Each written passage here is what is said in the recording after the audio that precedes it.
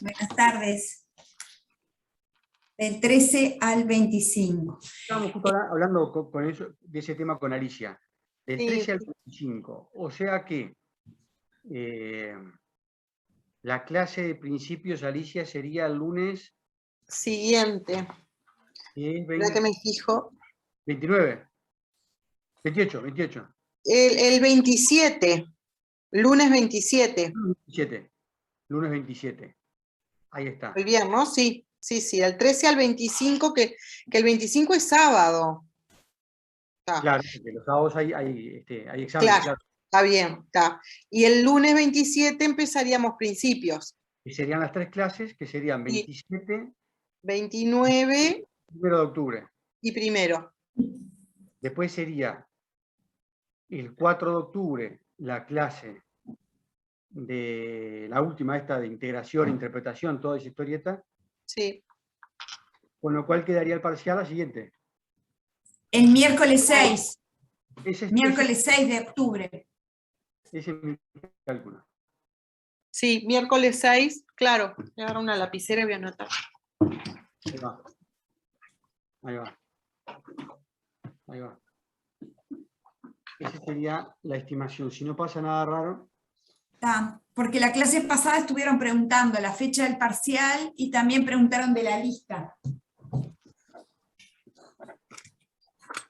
La lista la volví a pedir porque todavía no me la mandaron. La volví a pedir a cursos. Alejandro, te mandé un mail con el PowerPoint de las 2 clases que di yo para subirlos a Eva. ¿Lo recibiste? Creo que ya lo subió, Alejandro. Perfecto. Ya está subido. Así que el primer parcial el 6, ¿no? Si no hay nada raro, si no hay ningún paro o alguna distorsión, miércoles.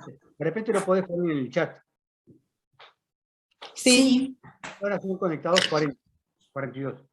Sí. No sé si antes de comenzar alguno de los alumnos tiene alguna pregunta o alguna cuestión que quiera plantear. Buenas noches, ¿me escucha? Sí, Antonella. Algunos alumnos que estamos en responsabilidad con Mentive tenemos parcial ese mismo día.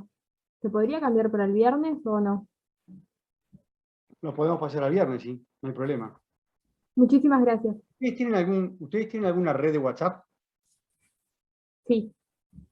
¿Por qué no lo planteás ahí? A ver si están todos de acuerdo de que sea el viernes. Está. Muchísimas gracias. Va a saltar alguno y va a decir, no, penal 1 tenemos el viernes o Derecho Internacional Público o obligaciones, que son las materias que ustedes tienen ahora. Sí. Podríamos también hacer por Eva como una encuesta y que voten o algo así. Hoy es miércoles. El viernes lo volvemos a hablar, vayan ganando tiempo y lo plantean por WhatsApp. En todo caso, digan que el profesor plantea de o miércoles o viernes, 6 u 8. Sí, porque si van a todos a opinar una fecha va a ser imposible. Capaz que darles esas 2 opciones y bueno, no sé, la mayoría. Pero vayan sonriendo por WhatsApp para llegar al viernes con una fecha clara. Claro. Las fechas opcionales entonces, buenas tardes, profes, 6 u 8, ¿así dijo? ¿Bien? Claro, pero ustedes vayan hablando por WhatsApp, es una u otra, no las dos. Impecable. Claro, como es por Eva, no se puede hacer las 2 fechas. O se hace un día o se hace el otro. Y la modalidad y todo eso, ya lo hablaron, pero pasa que la entré ahora. Sí, eso ya habíamos hablado. Múltiple opción más verdadero o falso. Una parte múltiple opción y otra verdadero o falso. En la hora de clase, toda la hora de clase y... Claro, sí, por supuesto. Se respeta el día. Eso es por reglamento. Tiene que ser el día y hora de clase. No les puedo poner un sábado o domingo. No, además estaría bueno que ya quede el viernes fijado, porque como tenemos después 2 semanas de receso para que se pueda organizar con el estudio. Exactamente. Por eso quería si ustedes tienen un chat del grupo, un WhatsApp, ya pueden ir adelantando. ¿Alguna otra pregunta? Sí, una consulta. ¿Todos los PPT que han presentado ya están en EVA? Sí, están en la EVA. Dale, genial, gracias. ¿Alguna otra cosa? Sí, una pregunta. Si cambian el parcial para el viernes, que es 8, ¿también se cambiaría el segundo parcial o va a quedar para el 29? No, va a quedar para la clave, va a quedar igual. Estamos hablando solo del primer parcial.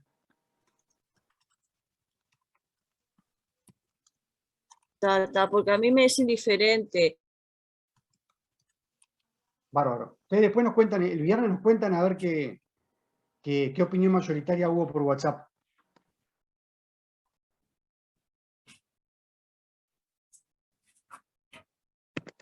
Yo creo que no tendríamos que deliberar mucho, ya tendríamos que sacarnos de encima el 6 y terminar esta, y ya está. Por eso Opino. hay muchas opiniones, debatan, para eso tienen una red de WhatsApp, para ustedes poder tratar de buscar alguna... A ver, de lo contrario saben que cuando no llegan a un acuerdo vamos a tener que resolverlo nosotros. Pero bueno, eso tenemos que, como dijo Cecilia, hasta el viernes tenemos tiempo. Cosa de que después tengan 15 días para poder estudiar. Bueno, vamos a la clase de hoy. La clase de hoy, el punto es las fuentes del derecho laboral. Este es un tema sencillo, un tema fácil, que lo pueden leer en cualquiera de los libros que está recomendado. Esto está muy bien explicado en PLA, en el tomo 1, volumen 1 de PLA, en el curso, en el tomo 1 de Barbagelata, y en el tomo 1, siempre es el tomo 1 porque es un tema introductorio, en el tomo 1 de Raso, del curso de Derecho Laboral de Raso. O sea que en Barbagelata, en Raso, en Pla Rodríguez, y cualquiera de los otros libros que circulan, el Manual de Derecho Laboral de Pérez del Castillo, el de Matías Pérez del Castillo y Pedro Gari, en cualquiera de los libros de este tema está muy bien explicado. Es un tema sencillo, porque en definitiva, en todas las materias que ustedes estudian, en penal, en civil, familia, derecho internacional público, ahora que están dando, en fin, en todas las materias que ustedes estudian, más adelante cuando vean administrativo, cuando ven derecho comercial, siempre está planteado el tema de las fuentes como un tema introductorio, ¿verdad? Como un tema, digamos, de esos que se dan en las primeras clases de todas las materias, porque ahí se trata de determinar un poco de cuáles son, de dónde provienen las normas, las principales normas que regulan esa materia, ya sea familia, internacional público, comercial, administrativo, penal. Siempre se trata de ver cuál es como dice ahí la placa, el manantial de agua que brota de la tierra. En este caso es, el manantial serían las fuentes, lo que tenemos que ver es esa agua de dónde sale, ¿verdad? Y como está planteado en esta primera placa, como ustedes ya lo saben de otras disciplinas, el lugar de donde pueden provenir las normas, que después completan el ordenamiento, el conjunto de normas es lo que da lugar a un ordenamiento jurídico que rige en un territorio en un momento determinado. Eso puede provenir del Estado, el gran productor de normas es el Estado, ya sea el Parlamento o el Poder Ejecutivo, en el caso de nuestro país, o sea, las leyes o los reglamentos, pueden provenir de la voluntad popular, es decir, como ustedes saben, la ciudadanía muchas veces es convocada para resolver la aprobación de una constitución. Entonces ahí se expresa la ciudadanía, la constitución es la expresión más clara del voto popular, de la soberanía del pueblo, digamos. La constitución también tiene mucha importancia, sobre todo en materia de, no solo laboral, en todas las disciplinas, pero en materia laboral vamos a ver ahora que tiene también una incidencia mayúscula, porque claro, la Constitución es la que fija las normas fundamentales de todas las materias y en laboral no es la excepción. En el derecho laboral aparece otra fuente que es la autonomía colectiva. Vamos a ver que esto se refiere a el acuerdo, la negociación. Negociación y acuerdo entre sindicatos y empresas. Después también tenemos lo que vio Cecilia en las 2 clases anteriores, es decir, las normas provenientes de organismos internacionales con especial hincapié, en el caso de nuestra disciplina, de la OIT. La OIT no es el único órgano que produce normas internacionales, pero la OIT es uno de los más importantes. Y después también, en algunos países, como es el caso de Uruguay, no solo Uruguay, pero tiene mucha importancia en Uruguay, trascendencia en Uruguay, los tribunales tripartitos, que en Uruguay los tribunales tripartitos serían los consejos de salarios, o sea, órganos integrados por representantes del Estado, representantes de los trabajadores y de los empresarios, que dictan normas que en nuestro país se llaman laudos, o decisiones. Naturalmente que las normas, para hacer normas en derecho, son normas obligatorias, son normas mandatorias. Recuerden que obligatorio es aquello que se puede invocar ante un tribunal, o sea que uno le puede pedir a un órgano del Estado, en este caso el Poder Judicial, que lo aplique de manera obligatoria. Recuerden que el concepto de norma jurídica es aquella que es coercitiva, o sea que uno le puede pedir a un órgano que si no se cumple de manera voluntaria por parte del obligado, uno le pida al Estado entonces que le exija a ese particular que esa norma entonces la aplique de manera obligatoria. Y para eso hay todo un andamiaje jurídico e institucional para hacer cumplir la norma. En materia laboral, por supuesto que las normas son principalmente de carácter mandatorio, pero, como explica Barbagelata en su libro, en materia laboral es bastante habitual, bastante frecuente que también haya normas, lo que se llama de tipo programático. ¿Por qué qué significan normas programáticas? Son normas que expresan metas, son documentos que expresan metas, objetivos, que son una expresión de aspiraciones a las que se quiere llegar, pero que no tienen carácter obligatorio. Entonces, en materia laboral vamos a ver después que hay cantidad de documentos, inclusive cláusulas dentro de leyes, cláusulas dentro de normas internacionales, declaraciones, códigos de conducta, tratados, que son justamente cláusulas o documentos o instrumentos de tipo programático, en el sentido de que no se pueden pedir su ejecución por parte de un tribunal, pero que fijan, como yo les decía, principios, objetivos, finalidades que deben cumplir los estados o que deben cumplir las empresas, como por ejemplo, cuando a veces se dice, bueno, es una aspiración, por ejemplo, de que las empresas capaciten a sus trabajadores. Es una finalidad, digamos, un objetivo que haya igualdad entre hombres y mujeres, o igualdad entre nacionales y extranjeros, o que haya, por ejemplo, un tratamiento igual desde el punto de vista de la remuneración entre los trabajadores que ocupan un mismo puesto de trabajo, que realizan una misma tarea, o entre nacionales y extranjeros, como yo le decía hoy. Y así podemos seguir hablando de cantidad de metas o objetivos en materia de seguridad e higiene, de formación profesional, capacitación, en materia de esto, como veíamos, de cuestiones de trabajo infantil, de trabajo de migrantes, de trabajadores extranjeros, pero que no son normas en el sentido duro de la expresión, de que son de carácter obligatorio. Entonces, en derecho laboral esto es una característica, es bastante habitual, bastante frecuente que aparezcan formas de regulación nacional, pero sobre todo internacional, que muchas veces no sean normas invocables ante tribunales,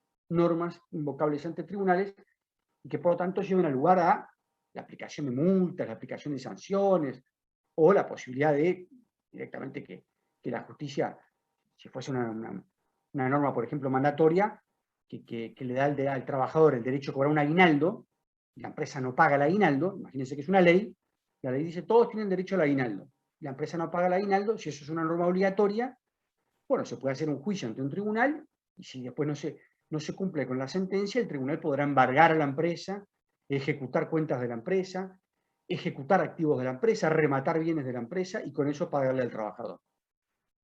Ahora, estas otras normas que yo decía son programáticas, no se pueden invocar ante un tribunal ni tampoco se pueden, digamos, aplicar sanciones contra una empresa. Sea una sanción penal, una sanción comercial, una sanción administrativa o una sanción civil como la que estamos mencionando. Esto lo menciono porque los autores van a ver ustedes que plantean justamente que en las fuentes del derecho laboral es bastante recurrente que de repente uno lee un convenio, una ley, un tratado internacional, y lo que tiene son aspiraciones, lo que plantea son objetivos, son metas para los estados o para las empresas o para los sindicatos, pero eso no necesariamente implica que se pueda invocar ante un tribunal nacional, en el sentido de que eso pueda dar lugar, como decíamos, a un juicio laboral y que el trabajador pueda exigir una conducta de una empresa o inclusive una conducta de parte del Estado. Bárbara Gerata en el libro define a las fuentes del derecho laboral diciendo que son diversas categorías de principios y disposiciones que dentro de un sistema jerarquizado producen el derecho en un país en un momento determinado o constituyen un sistema de normas y reglas de derecho aplicables. Entonces, en derecho laboral, esto de los principios y de las disposiciones es muy importante porque, sobre todo en nuestro país, el ordenamiento laboral, el derecho laboral, se conforma no solamente por disposiciones, o sea, por normas en el sentido de, vamos a ver después, constitución, ley, convenios internacionales, tratados, decretos, laudos, convenios colectivos, sino que también se conforma por principios. Muchas disciplinas se conforman por principios.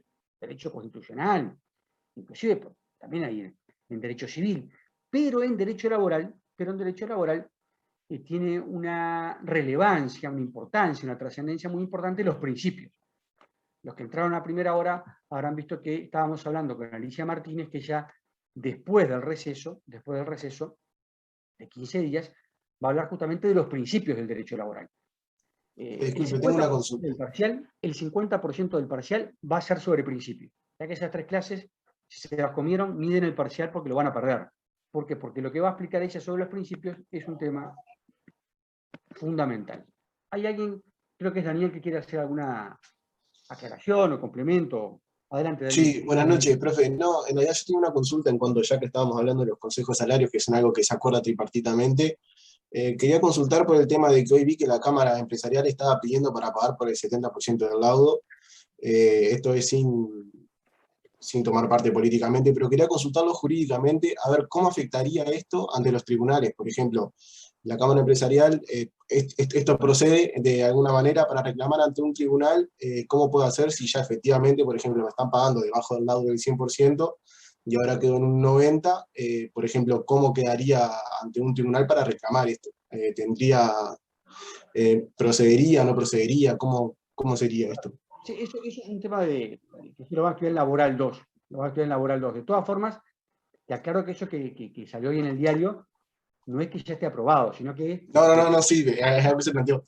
Lo que hay es un planteo creo que fue la Cámara de Comercio, la Cámara de Industria, no sé cuál era, que decía que plantean de que ahora se fijen salarios inferiores a los que están rigiendo hasta la actualidad.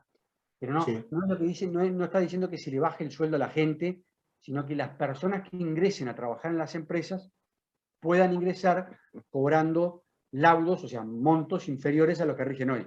No es que si tú estás trabajando hoy y ganás 25.000, pases a ganar 20, sino que dicen, bueno, los que ingresen en el futuro, ingresen no ganando 25, sino que ingresen 20. Pero ahí es un buen ejemplo de una fuente de derecho que es el laudo, que ahora vamos a verla dentro de algunos minutos. Dentro del tema de algunos minutos vamos a ver justamente una fuente muy particular, muy peculiar, que no hay en todos los países, que son los laudos. Antes de pasar a eso, tengamos presente además aquella distinción que ustedes conocen de quinto de liceo y de sexto de liceo, cuando dieron ciudadanía, derecho, etcétera, como ustedes dieron en el liceo, el tema de introducción al derecho, aquella distinción entre fuentes materiales y fuentes formales. Justamente ahí lo que está hablando el compañero es de una fuente formal. Fuente formal, recuerdan, es cuando hablamos justamente de dónde es que proceden las normas. Ahí justamente pongo un ejemplo de los consejos de salarios. Una fuente de producción formal son los consejos de salario. Otra es el Parlamento. Otra es la OIT, que es la que dio Cecilia la clase pasada. Otra puede ser las Naciones Unidas. O sea, es del lugar de donde provienen las normas y el procedimiento. Los procedimientos están reglados en, bueno, respecto a las normas internas, como ustedes ya saben, lo dieron en el primer semestre, de la Constitución. La Constitución dice cuál es el procedimiento para hacer las leyes y los reglamentos, etc. Otras fuentes, el otro día Cecilia hablaba de la OIT. La Constitución de la OIT explica cómo se hacen los convenios. ¿Recuerdan? El doble procedimiento para aprobar a través de la conferencia de la OIT un convenio internacional. Y después la ratificación por el Parlamento de un país, etc. Bueno, hay la ley de consejos de salarios, establece cuál es el procedimiento para aprobar los laudos, ya que mencionaba Daniel País el tema de los laudos. Y después están las fuentes materiales. Las fuentes materiales significa analizar, ¿verdad?, desde el punto de vista sociológico, cuál es un poco el origen de las fuentes en el sentido de, bueno, quién fue el que tuvo la iniciativa, si ahí había un reclamo justamente. La fuente formal en lo que está planteando Daniel País, cuando él dice, bueno, justamente quieren cambiar los laudos y bajarlos. Bueno, ¿cuál es la fuente ahí formal? La fuente formal sería el Consejo de Salario. La fuente material, ¿cuál sería? Un reclamo que viene del sector empresarial. Entonces ahí habría que ver desde el punto de vista sociológico, ¿verdad?, y económico, habría que estudiar por qué piden eso, qué es lo que moviliza que dice que no pueden pagar los valores actuales. Entonces eso implicaría no un análisis jurídico, sino un análisis ya más de tipo sociológico. Después también recuerdan que las fuentes se clasifican en fuentes generales y fuentes específicas. Generales significa que son fuentes compartidas por todas las ramas del derecho. En todas las ramas del derecho encontramos algunas fuentes. ¿Cuáles? La Constitución, la ley y los decretos. En el caso de nuestro país, ¿no? Ustedes estudian Derecho de Familia, van a encontrar que hay cosas que están en la Constitución, otras en la ley y otros en los decretos. Ustedes estudian Derecho Comercial, lo mismo, van a estudiar el Código de Comercio y después van a estudiar cantidad de leyes, decretos y bueno, y la Constitución. Y así podemos seguir transitando por cada una de las materias. En laboral es lo mismo. Hay fuentes que son compartidas con el resto de las disciplinas. La Constitución, la ley y los decretos. Ahí habría que agregar como fuentes auxiliares, por supuesto, la doctrina, la jurisprudencia, los usos y costumbres como fuentes auxiliares, no como fuentes principales, ¿verdad?, de derecho. Pero después tenemos fuentes especiales, los convenios colectivos, los laudos de los consejos de salarios, los convenios de la OIT, a que hacía referencia Cecilia la clase pasada, y después aparecen otras fuentes especiales, como vamos a ver después, los reglamentos de trabajo, los códigos de conducta de las empresas multinacionales, y también podemos entrar dentro de esa categoría de normas especiales, en cierto modo, algunas normas provenientes de fuente internacional, que básicamente son algunos tratados, convenios, pactos, protocolos, declaraciones internacionales, pero en la medida en que se refieren a temas laborales. Hay cantidad de pactos internacionales, ¿verdad?, la Declaración del Mercosur en materia laboral, la Convención Interamericana de Derechos Humanos, el Pacto de San José de Costa Rica, el Pacto de Derechos Internacionales Económicos y Sociales, que hay cantidad de normas internacionales que también regulan temas laborales. O sea que hay fuentes generales y fuentes especiales. En laboral tenemos de las dos. Después tenemos fuentes nacionales e internacionales. Otra clasificación es fuentes estatales o extraestatales. Cuando ustedes estudien Derecho Tributario, eso lo van a estudiar en cuarto año, creo que es, cuando estudien la parte de los impuestos se regulan por ley y por decreto. O sea, decreto porque hay muchas normas que precisan lo que dice la ley, pero la fuente principal en un 99% es la ley. ¿Por qué? Porque la Constitución dice que los impuestos se tienen que establecer por el Parlamento. Ahí no van a estudiar convenios colectivos, ni laudos. Lo que van a estudiar es la ley. Van a estudiar el Código Tributario y algunas leyes que están fuera del Código Tributario. Y así pasa también en muchas disciplinas que están estudiando ahora obligaciones y contratos, van a estar con el tema de las obligaciones y la responsabilidad. Eso básicamente es Código Civil, que es la ley, el Estado. La gran fuente de producción del derecho tributario, del derecho de familia, del derecho penal, porque ustedes saben que no hay sanción penal, no hay delito penal, si no hay una ley que lo establezca. En materia laboral, además de la fuente estatal, aparecen otras fuentes, que no es el Estado. Básicamente, vamos a ver después, los convenios colectivos, los consejos de salarios, porque los consejos de salarios no son un órgano del Estado, no son un órgano del Estado, no son un órgano del Estado, no son un órgano del Ministerio, aunque funcionan dentro de las oficinas que da el Ministerio, y hay delegados del Ministerio, no son órganos del Estado desde el punto de vista legal, constitucional, sino que son órganos de carácter tripartito. Y bueno, y así podemos seguir hablando también de los convenios de la OIT, de otras normas que provienen de Naciones Unidas. O sea que en derecho laboral tenemos muchas fuentes, muchas normas que no provienen del Estado, Lo extratático es muy importante en derecho laboral. Y después la otra clasificación es en fuentes de derecho objetivo y subjetivo. Esto ya también ustedes lo saben de otras materias. Recuerden que derecho objetivo es cuando se trata de normas que son generales, tienen el carácter de ser generales y abstractas, y derecho subjetivo, recuerdan que es cuando es una fuente que crea solamente derecho para el caso particular, o sea, que crea un derecho específico, un derecho subjetivo, o sea, un derecho específico para un particular. Y en materia laboral tenemos el típico ejemplo del contrato de trabajo. El contrato de trabajo crea, ¿verdad?, derecho específicamente para X trabajador, para Daniel Pais, o para Alicia, o para Cecilia, o para el compañero que fuere. Bien, Bárbara Gelata plantea en su libro, también lo hace Plalo, hace Raso, algunas particularidades que ya hemos ido mencionando de las fuentes laborales. Y voy rápido. Esto es parte de las preguntas que le vamos a hacer en el escrito. En primer lugar, una característica, dicen los autores, es la variedad de las fuentes, la variedad, la multiplicidad, la variedad y multiplicidad. Reitero, si ustedes estudian Derecho Penal, van a estudiar el Código Penal.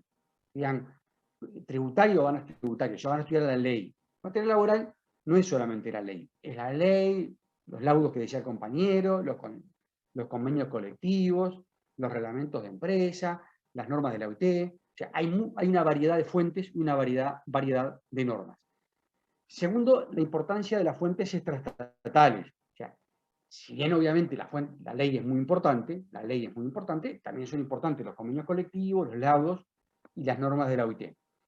Fuentes internacionales, esa es la tercera característica. Esta es una disciplina en la que tiende a tener una regulación importante del orden internacional, principalmente de la OIT, pero también, como veíamos hoy, de la UEA, de las Naciones Unidas, del Mercosur. O sea, hay muchos organismos internacionales que dictan normas tratando de regular, sobre todo derechos fundamentales, no solo, pero sobre todo derechos fundamentales, sobre todo en materia de trabajo infantil, en materia de trabajo de menores, en materia de igualdad, de no discriminación, de libertad sindical, de libertad de trabajo, de las grandes categorías, de los grandes derechos fundamentales. Ahí en general lo importante no son las leyes, sino son las normas internacionales. Cuando uno tiene que hablar de discriminación, de igualdad entre hombres y mujeres, cuando tiene que hablar del tema de la protección de los menores de edad, del trabajo infantil, esas grandes categorías están reguladas en normas internacionales, normas de la OIT, de las Naciones Unidas, etc. Cuarta característica es el carácter negociado de las fuentes. ¿Qué significa el carácter negociado?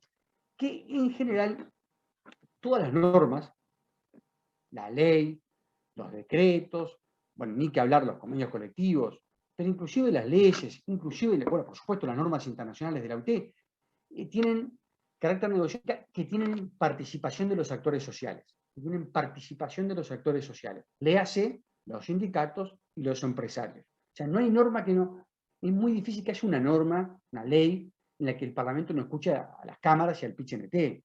O si es la OIT, ya vimos que necesariamente el procedimiento constitucional es que un convenio tiene que ser aprobado por una mayoría especial de 2/3, en los cuales tienen que estar presentes los trabajadores y los empresarios. No hay un convenio internacional que no tenga la aprobación de empresarios y de trabajadores. ¿Por qué? Porque son ellos los destinatarios. Entonces, el carácter negociado de las fuentes es una cosa muy marcada, es decir, que se escuche la opinión de empresarios y de sindicatos para poder aprobar esa norma.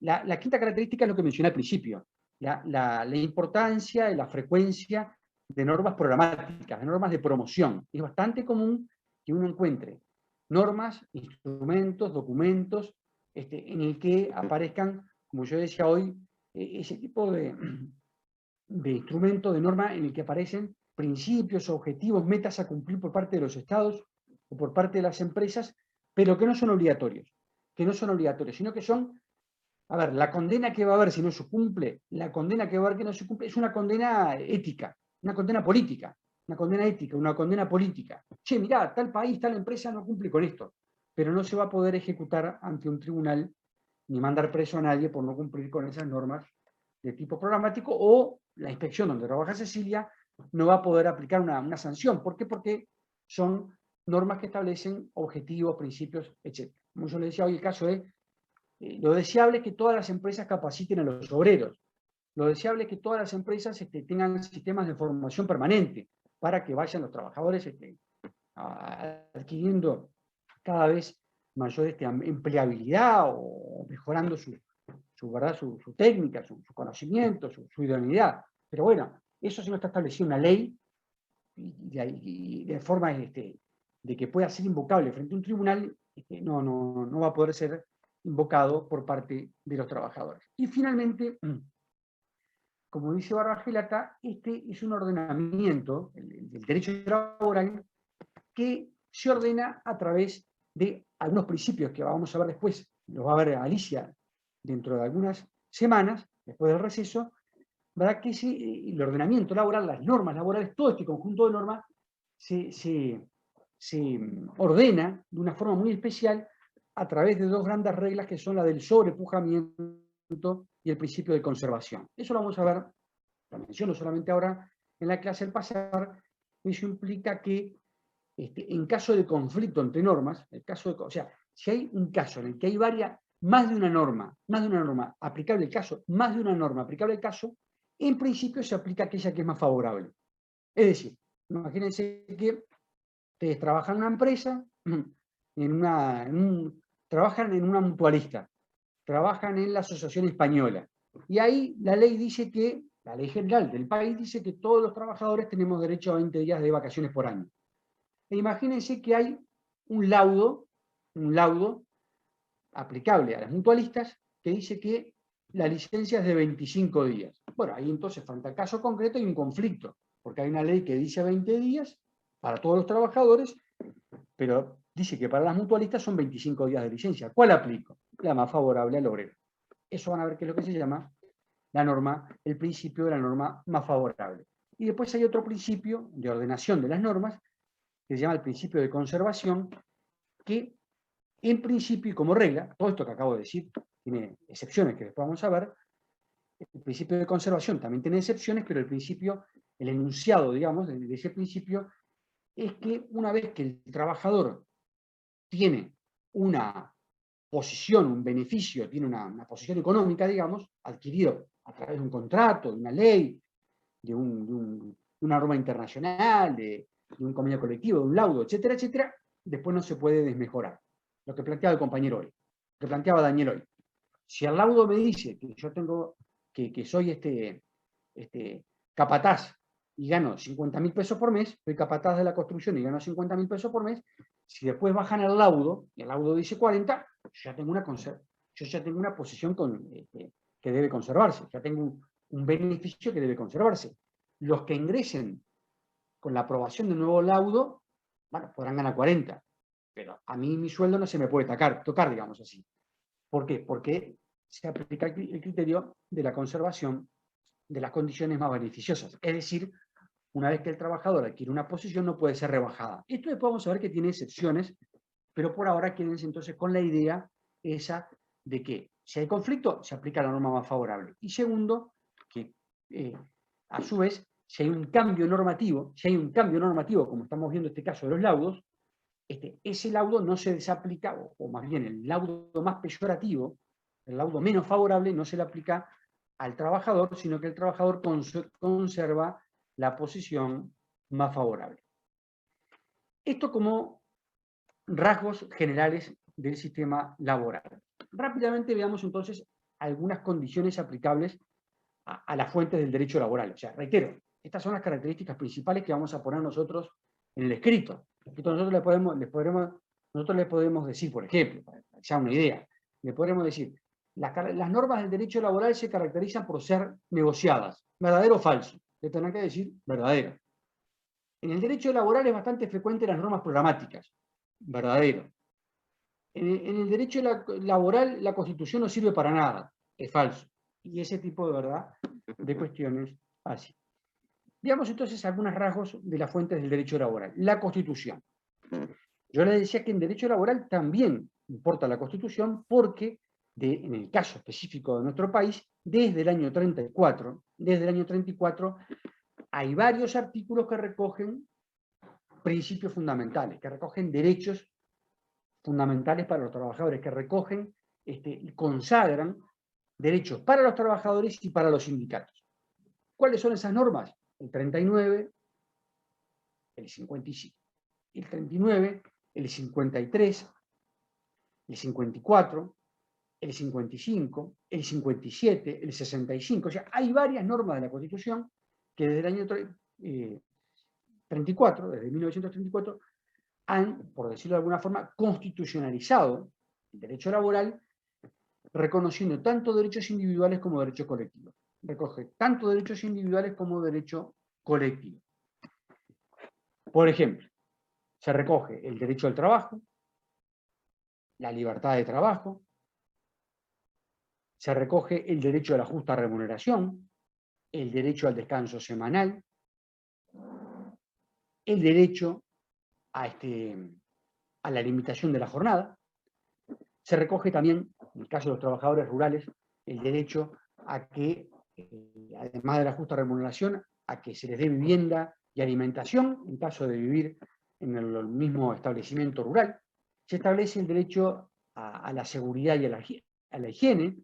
Se establece el derecho a la protección frente a los riesgos laborales y el derecho también a la seguridad social. Se recoge también el derecho a las jubilaciones, a la maternidad, el derecho a la protección contra el desempleo. En fin, se establece una serie de derechos individuales que hoy día son derechos muy importantes, como la limitación de la jornada, decíamos hoy, la justa remuneración, etcétera, etcétera. Y después hay derechos que son de tipo colectivo, que básicamente se circunscriben al reconocimiento del derecho de asociación, o sea, el derecho a crear sindicatos, el derecho a hacer huelga y el derecho a negociar colectivamente y celebrar convenios colectivos. Esos grandes derechos, que hoy son derechos reconocidos inclusive a nivel internacional, normas de la OIT, normas de las Naciones Unidas, normas también de la OEA e inclusive a nivel del Mercosur, bueno, están recogidas en la Constitución desde el año 1934. ¿Qué importancia tiene esto? Bueno, la importancia de que esté constitucionalizado estos derechos fundamentales del trabajo y de los sindicatos, es que obviamente el legislador, cuando legisla, debe reconocer esos derechos. O sea, no puede, por ejemplo, el legislador no puede decir hay libertad de horario de trabajo, en el sentido de que se pueden trabajar cualquier cantidad de horas por día, o el legislador no podría decir los trabajadores trabajarán los 7 días de la semana. ¿Por qué?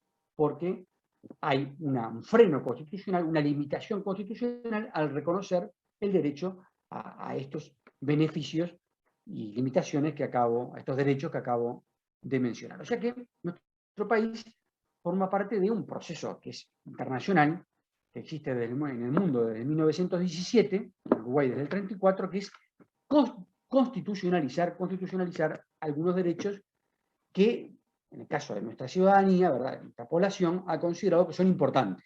Los ha considerado como un valor universal, como un valor importante que debe respetar el legislador y a partir del legislador también la administración, los empleadores, en fin, que debe respetar cualquier ciudadano o empresa de nuestro país. Como ustedes ya saben de derecho constitucional y de derechos humanos, en nuestro país rige además eso que se llama la interpretación o el enfoque o la teoría o la tesis del bloque de constitucionalidad, que significa que, sintetizando mucho la cuestión, significa que la Constitución no solamente está integrada por las normas que están escritas en blanco y negro, o sea, que la Constitución no se agota en los artículos de la Constitución, sino que hay una puerta de entrada para otros derechos, otras garantías.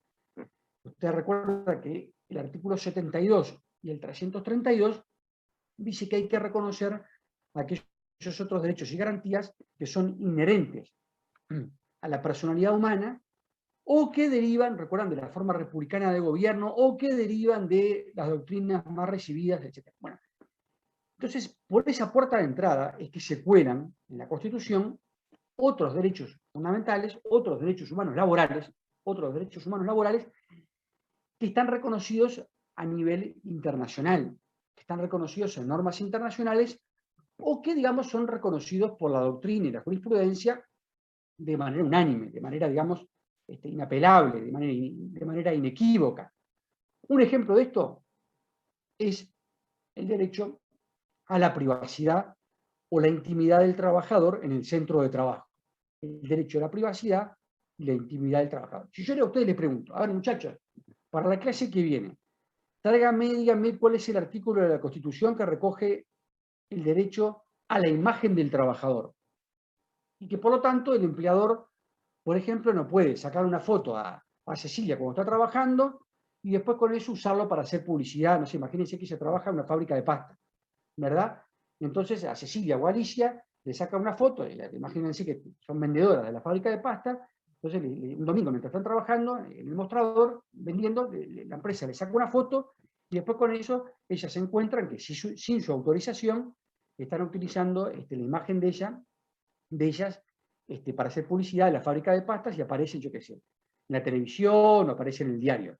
Y yo digo, bueno, ellos son abogados de ellas y tienen que ir a pedirle a un juez que le ordene a la empresa cesar la utilización de la imagen de ella.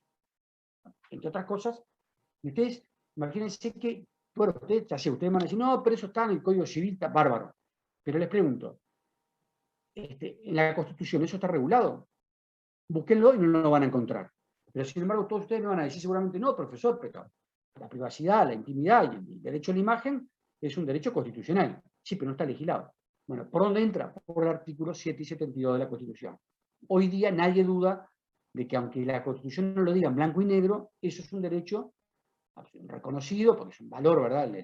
Digamos que se puede inferir, digamos así, del derecho al honor, del derecho a la dignidad que está en el artículo 7 de la Constitución. Pero no está en textos presos, ¿eh? Búsquenlo y no está en textos presos. Y ustedes van a decir, no, pero sí está en tal convenio internacional, en tal tratado, y tal. Bueno, bárbaro. Ahí tienen un ejemplo del bloque de constitucionalidad. Que todos entendemos que la privacidad es un valor, un derecho fundamental, que aunque no esté escrito, tiene rango constitucional. O sea, no solamente tiene rango legal. Porque ya sé que ustedes van a decir, no, pero profesor, está en el Código Civil en tal cosa, o está en la ley de derechos de autor, o en tal artículo de... Bueno, está bárbaro, todo eso está muy bien. Pero ahí ustedes me están hablando de normas legales. Yo les pregunto, ¿a nivel internacional hay algo? Sí, a nivel constitucional hay algo. Bueno, ustedes me van a entonces hablar ahí del bloque de constitucionalidad. Adelante, Franco. No, que eso que hablabas hace un ratito de la protección de la imagen en el ámbito laboral puede provenir también de la ley de protección de datos personales. Claro, pero siempre me están hablando de leyes. Siempre me están hablando de leyes. Entonces yo les decía, bueno, ¿puede en la Constitución haber algún tipo de norma sobre esto? No está texto expreso, pero a través de este concepto de bloque de constitucionalidad, la idea del bloque, recuerden que es que hay derechos que son de rango constitucional, hay derechos y garantías que son de rango constitucional, pero que no están escritos en la Constitución. ¿Por dónde entran? Por ese concepto del artículo 72 de la Constitución, el 72 o el 332. Aquello son derechos inherentes a la persona humana o derivados de la forma republicana de gobierno o, en este caso, sería lo primero, ¿no? Inherentes a la persona humana. Todo bien, no, la privacidad, la intimidad, el respeto de la imagen es íntimo a la persona humana. ¿Por qué? Porque es indisoluble de la persona humana y el empleador, por lo tanto, no puede disponer de la imagen de ellas si no es con su consentimiento. Salvo que fuesen contratadas como periodistas de Canal 12. En ese caso, obviamente no hay que pedirle una autorización expresa, porque ya está implícito en su contrato, aunque no lo digan texto expreso, de que si van a ser informativistas de Canal 12, 4 o 10, o el Canal 5, ya se sabe que lo van a transmitir por televisión. Aunque el contrato no diga, ya se sabe que van a usar su imagen, ¿verdad? ¿Por qué? Porque va a salir en un programa de televisión, ¿verdad? Porque van a salir ahora a las 7 de la tarde, ¿verdad? En el programa de Subrayado, de Telemundo o el que fuere de la televisión. Pero bueno, estamos hablando de esos otros casos, si se puede utilizar o no la imagen. Ustedes están bien, el tema dicen, no, pero el Código Civil dice esto, o la ley de propiedad intelectual, o tal cosa. Bueno, bárbaro. Pero en la Constitución dice algo, no dice nada. La Constitución no dice nada. Pero los constitucionalistas, y bueno, en este caso los laboralistas, entienden de que la Constitución, digámoslo para que se entienda, es como que hay artículos de la Constitución, o sea, si usted lee la Constitución termina en el 330 y pico. Bueno, pero imagínense que después viene un 337 y un 338, que son estos artículos que se van agregando, ¿verdad? A raíz de que son derechos que provienen de esta fuente que acabo de mencionar. Fuente internacional. Esto ya lo mencionó y por lo tanto no voy a insistir, lo mencionó la clase pasada Cecilia cuando vieron la OIT. La OIT es una de las fuentes internacionales de carácter primordial, pero recuerden que también hay tratados bilaterales, tratados multilaterales, o sea, hay normas que provienen de otra fuente, de la UEA, de las Naciones Unidas, de órganos regionales, como es el caso del Mercosur, que también pueden dictar normas que una vez que son aprobadas por el país, por el Parlamento, pasan a ser norma interna también de primer nivel, ¿verdad? Los tratados, los convenios internacionales, pasan a ser normas que se integran, ¿verdad?, en nuestro ordenamiento y que pasan a ser invocables ante los tribunales. Ya pasan a ser normas obligatorias. Con la particularidad que todas esas normas internacionales son normas que nunca se van a aplicar en detrimento de las normas internas. Es decir, siempre se va a aplicar una norma internacional en la medida que sea más favorable. Es decir, un convenio de la OIT, si dice los trabajadores tienen derecho a 10 días de licencia, y hay una ley interna que dice a 20 días, se aplica la ley interna. O sea, las normas internacionales vienen para mejorar, para extender, para complementar, para profundizar los derechos y las garantías. Si son menos favorables, no se aplican. Si son menos favorables, no se aplican. Las normas internacionales, como dice Barbagelata, tienen diversos usos. Uno es, naturalmente, el de aplicación directa. Es decir, en algunos casos las normas internacionales se aplican para resolver el caso concreto, o sea, tienen una aplicación directa. En otros casos sirven más bien como una fuente de interpretación o una fuente de inspiración, o más bien una fuente que sirve para el juez reforzar un fallo, ¿verdad?, apoyado en una norma nacional. Pero las normas internacionales, entonces, tienen una importancia vital en nuestro país. Después tenemos la ley. Por supuesto que la ley en materia laboral es muy importante. Recuerdan ustedes cuando vimos las primeras clases, hablamos de que hay cantidad de leyes que desde el año 1914 hasta el día de hoy, cantidad de leyes que han regulado la limitación de la jornada, los descansos semanales, las vacaciones, el aguinaldo, la prescripción, el salario vacacional. En fin, hay cantidad de leyes que han establecido derechos y garantías para los trabajadores y obligaciones y deberes para las empresas. La característica principal de las leyes en materia laboral es que, aunque no lo digan, aunque las leyes no lo digan ante estos presos, son de orden público. Son de orden público. ¿Qué significa que son de orden público? O corrijo. Son de orden público social o de orden público laboral. ¿Qué significa esto? Que las partes del contrato de trabajo o las empresas con los sindicatos a través de los convenios colectivos y la negociación colectiva pueden derogar las leyes, pero solo si es para mejorarlas. O sea, yo por contrato de trabajo puedo desaplicar una ley, pero para mejorarla. Perfectamente yo podría decir, por contrato de trabajo, que pacto con un funcionario, con un empleado, 30 días de licencia. Pero no voy a poder decir que son 18. ¿Por qué? Porque la ley establece un marco mínimo. O sea, las leyes en materia laboral marcan un piso, no un techo. Las leyes en materia laboral, como regla, fijan una norma mínima, o sea, fijan un estándar mínimo, fijan una condición laboral, una condición de empleo mínima.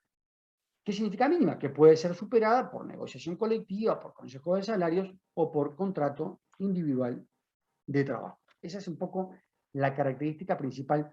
Ustedes recuerden que en el Código Civil, que se está estudiando ahora, los artículos del Código Civil en su mayoría son de carácter, no son de orden público, o sea, las partes pueden derogarlo, ¿verdad? Las partes pueden disponer, le pueden desaplicarlo, salvo algunos artículos específicos que te están estudiando que dicen, no, el artículo se entiende que es de orden público, es decir, recuerda, ustedes van a ver, por ejemplo, en materia de vicios, en materia de compraventa, ¿recuerdan? O, bueno, por supuesto, en materia de derecho a familia, en materia de Estado civil, en materia de tutela, en materia de patria potestad. Hay algunos que son de carácter inderogables, o sea, que son justamente, que son de orden público.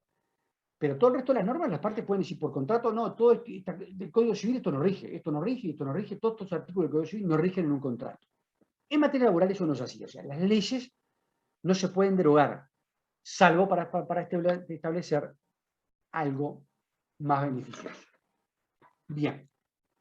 Lo otro son los laudos. Decíamos hoy que los laudos son una fuente especial porque derivan, justamente son decisiones, resoluciones que dictan los consejos de salarios, que son órganos de carácter tripartito.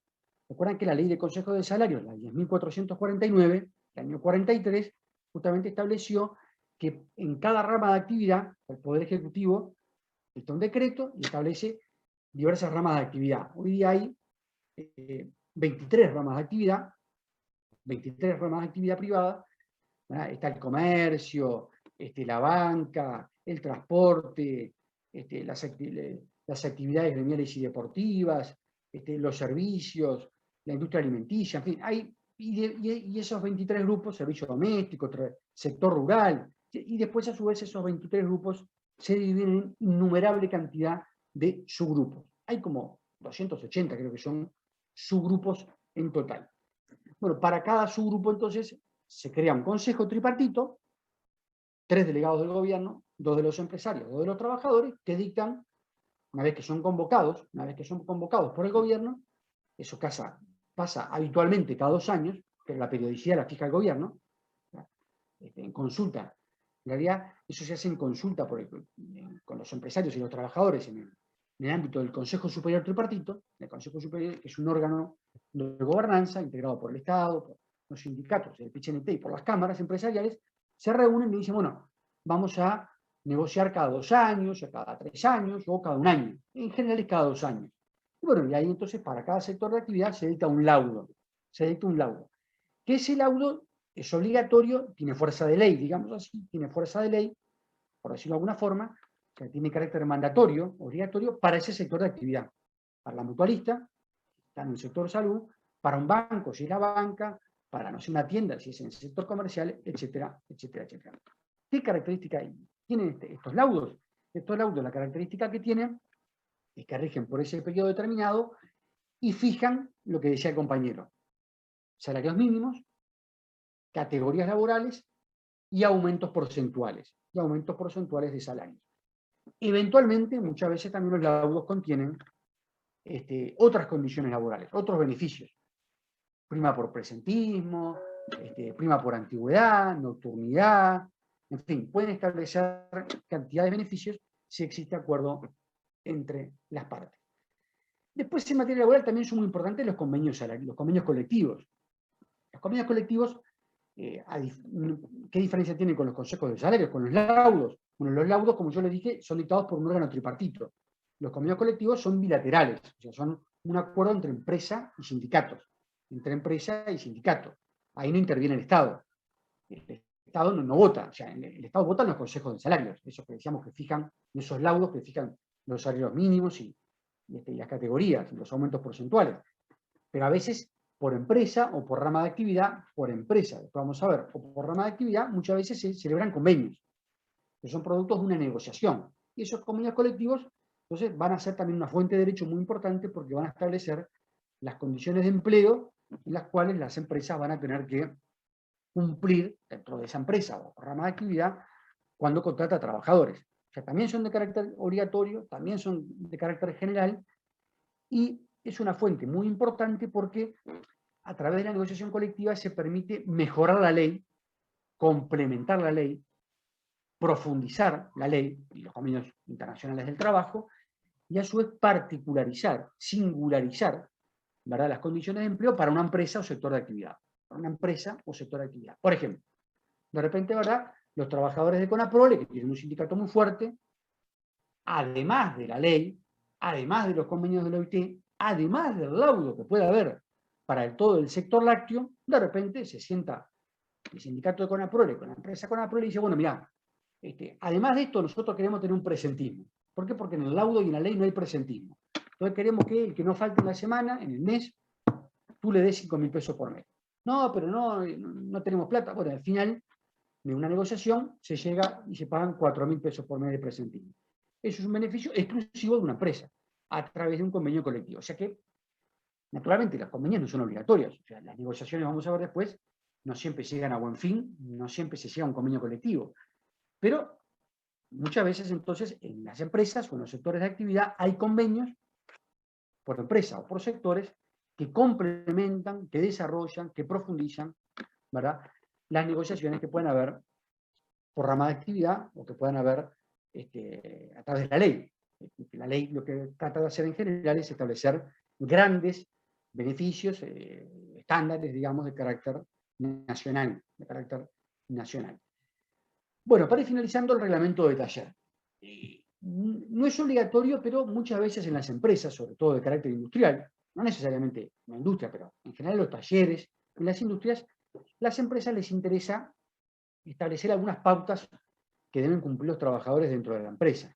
Entonces, esas pautas, esos códigos, esos reglamentos, muchas veces establecen, digamos, la conducta esperada del trabajador. A qué hora debe llegar, cómo debe comportarse con sus compañeros, cómo debe utilizar las herramientas de trabajo, en fin, lo que llaman los códigos de conducta o los reglamentos de trabajo.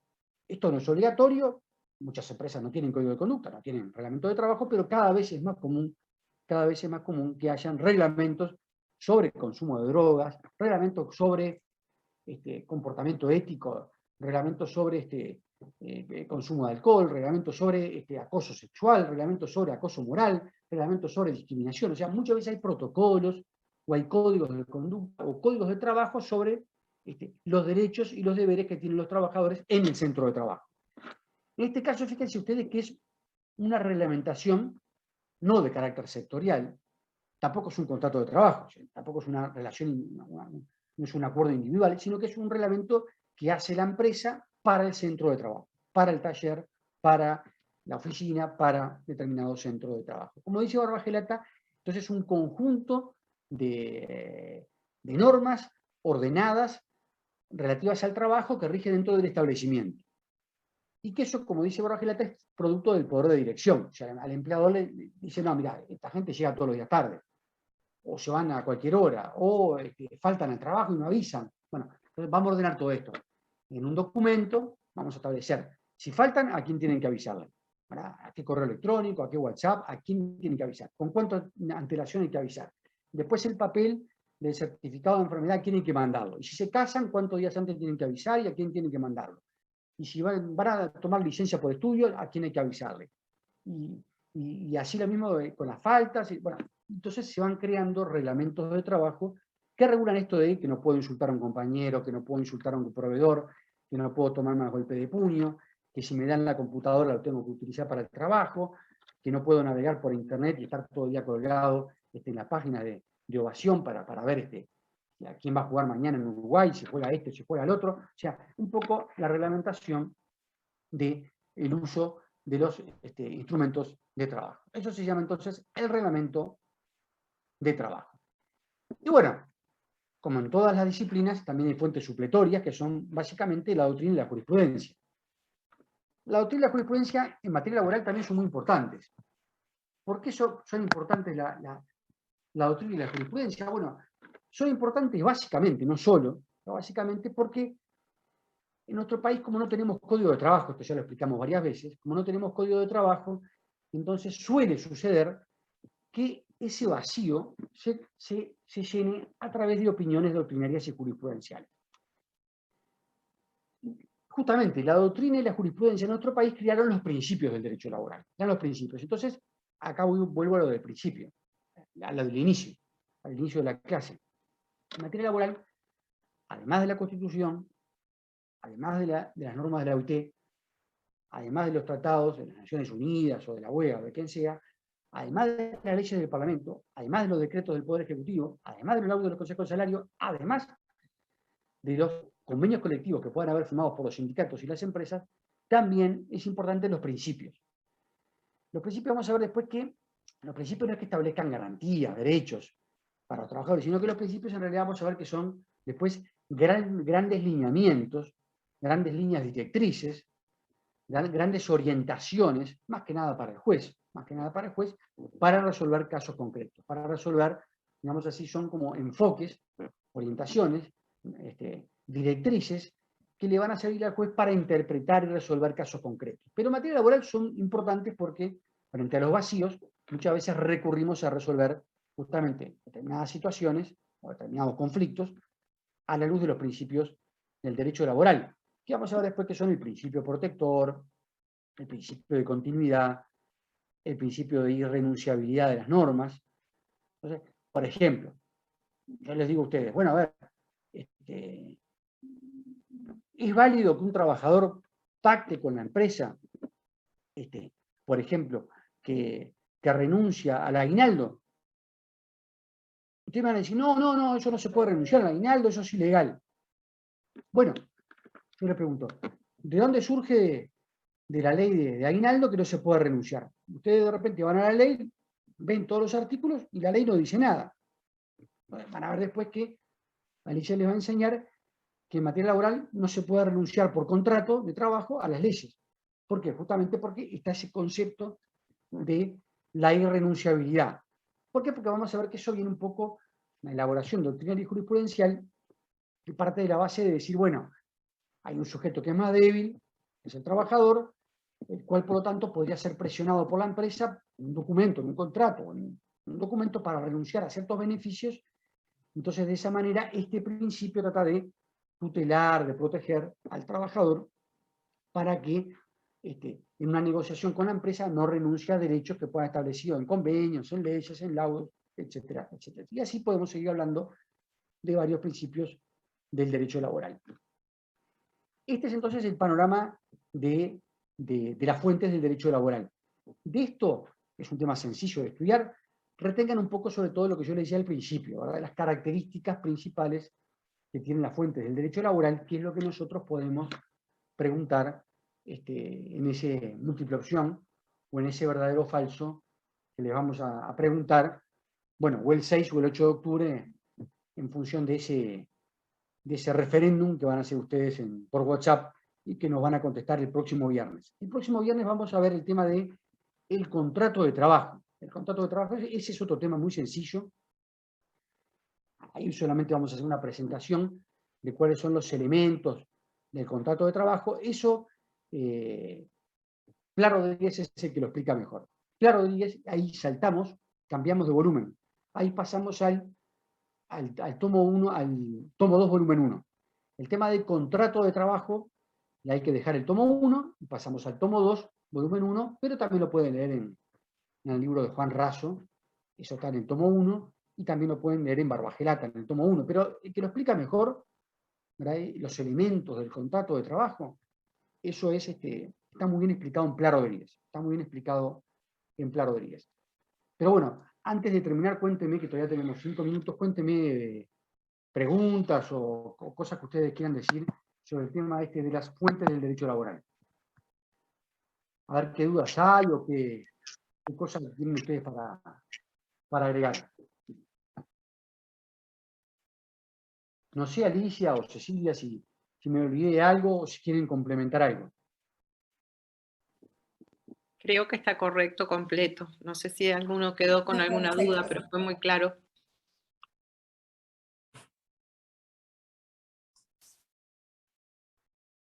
Bien, yo no quise insistir en las fuentes internacionales porque ya lo vieron con Cecilia, el tema de la aprobación de los convenios y el tema de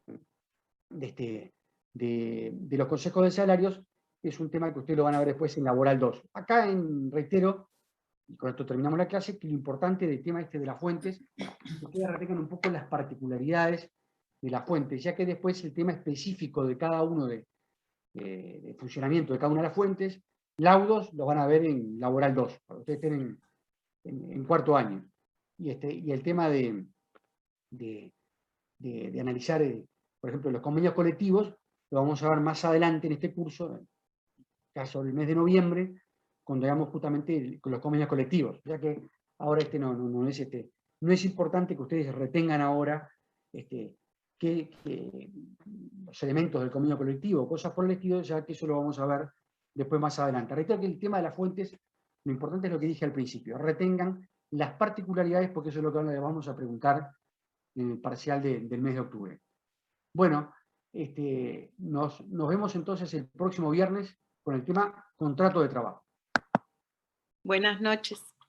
Buenas noches. Para todos. Chau, chau. Buenas noches.